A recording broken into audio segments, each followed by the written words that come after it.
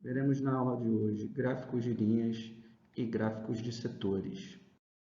Esse primeiro gráfico que nós estamos vendo é um gráfico de setores, representa a população brasileira em suas diferentes cores ou raças.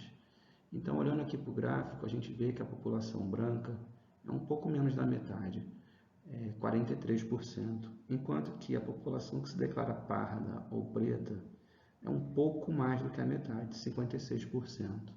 A gente vai ver nos próximos gráficos que essa igualdade, ela de fato não acontece no que se refere aos bens e direitos da população. Esse gráfico que nós estamos vendo é um gráfico de linhas. Esse gráfico mostra o número de homicídios de mulheres no Brasil, que se refere então à violência contra mulheres. No caso, a linha azul mostra o homicídio de mulheres negras e a outra linha laranja de mulheres não negras. Então a gente vê que sempre o número, em todos os anos, o número de homicídios de mulheres negras é muito maior do que de mulheres brancas.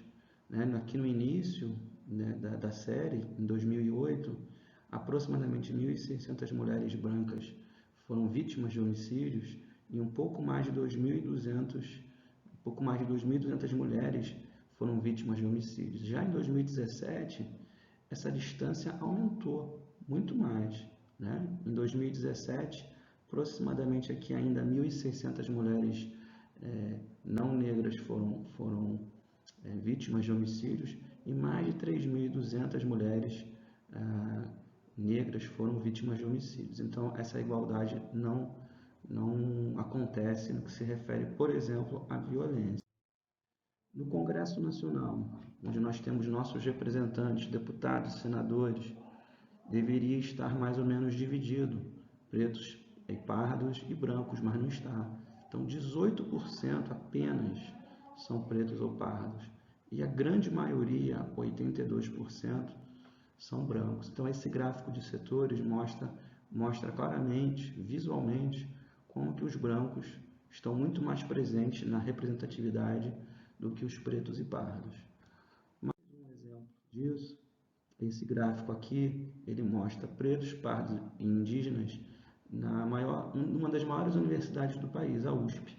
Então, a gente tem esse gráfico de linhas que mostra que essa participação ela vem aumentando.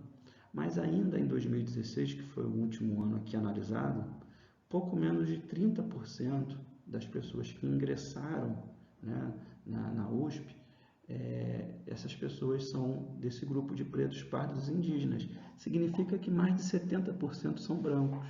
Então, não há essa igualdade que deveria ter. Então, com essa aula de hoje, a gente viu os dois tipos de gráficos, os gráficos de setores e os gráficos de linhas, ao mesmo tempo também fazendo uma análise de como o nosso país ainda, infelizmente, é racista. Vamos dizer não ao racismo.